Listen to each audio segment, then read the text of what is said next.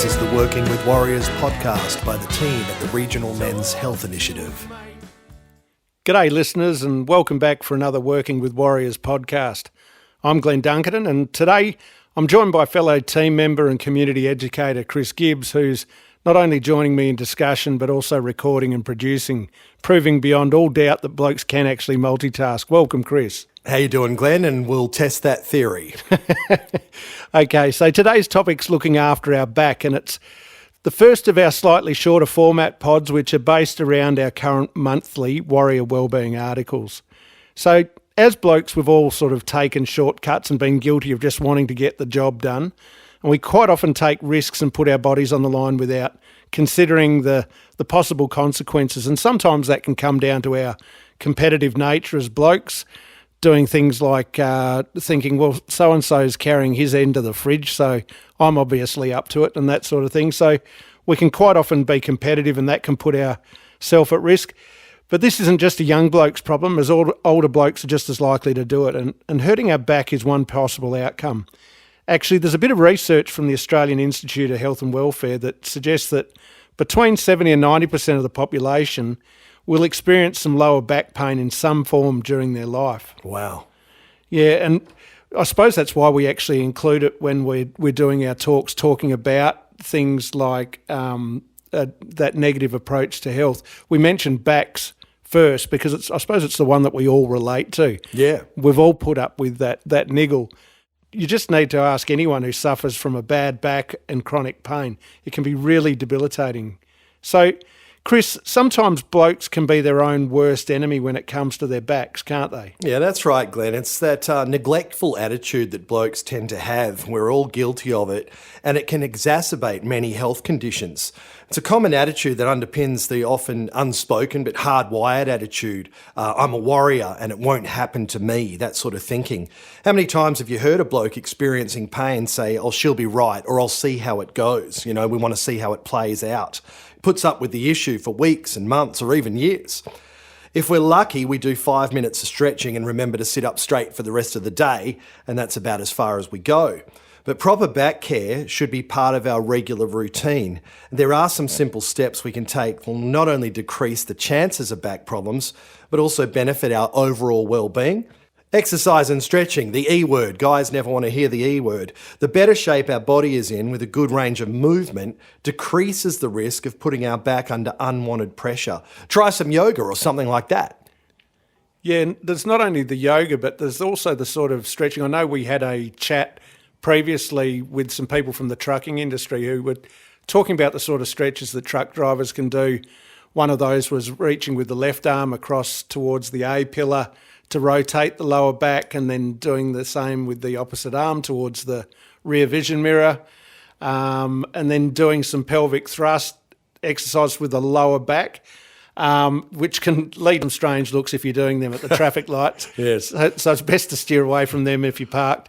But otherwise, those sort of stretches that are particular for your industry or your particular job, that where your back is in a compromised position for a period of time, they can be really helpful.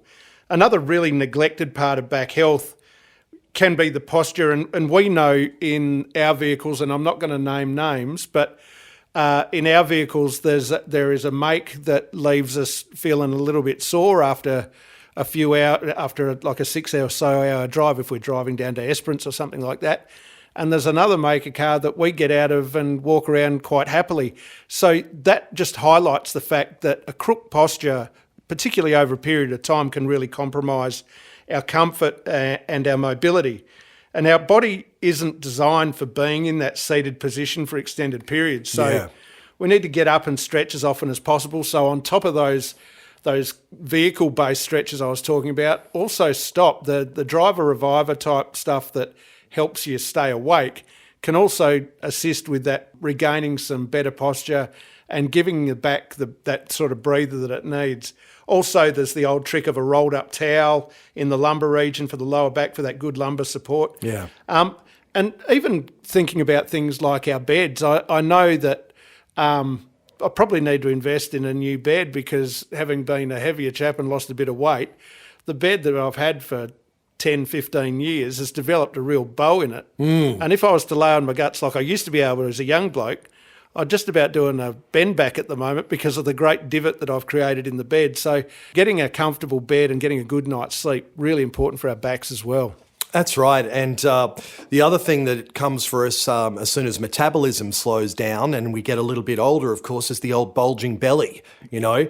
And as much as we'd all like to have a raging six-pack, and there are some unrealistic sort of role models out there for blokes as well as our female counterparts, but the fact is losing a few kilograms off the guts and increasing strength around the core muscles, especially the pelvic floor, as you mentioned before, it can take unwanted pressure off the lower back. And you also make a great point about the beds as well. We stick with those sorts of items of furniture, possibly for a lot longer than we should.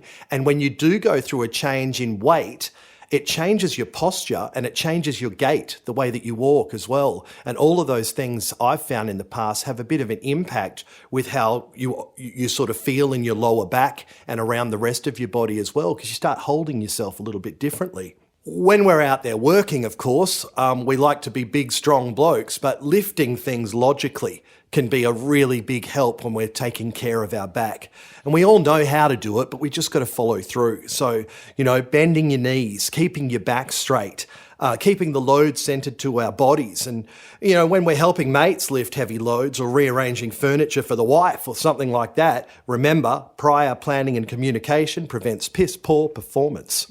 And we get that because so often we don't. We've been on the receiving end of somebody counting down, right, we're ready to lift, and you get the count wrong. Are we going on 3? We're going on 1. What? And suddenly you're left carrying a big load, and that ends up in an injury. Also, in terms of lifting, making sure that we make use of the aids and the friends and the help that we've got.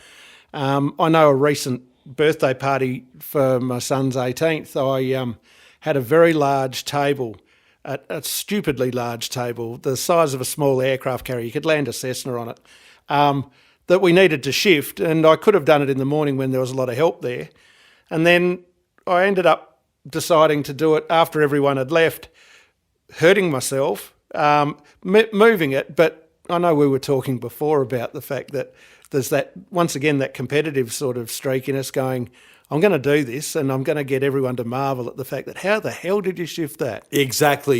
You're already thinking about the victory of it before you go in. And it's like people are going to be amazed that I moved all of this. Look what I've achieved by myself kind of thing. Yeah. And balancing skateboards and kids' scooters under the wheels to try and shift around resulted in a crook back and a big scratch on the back patio. Yeah, and it's that thing that guys have to keep in check a bit, apart from risk-taking. It's that repurposing things to solve problems and stuff like that, but sometimes setting us up for a bit of a fall, especially with regards to back health.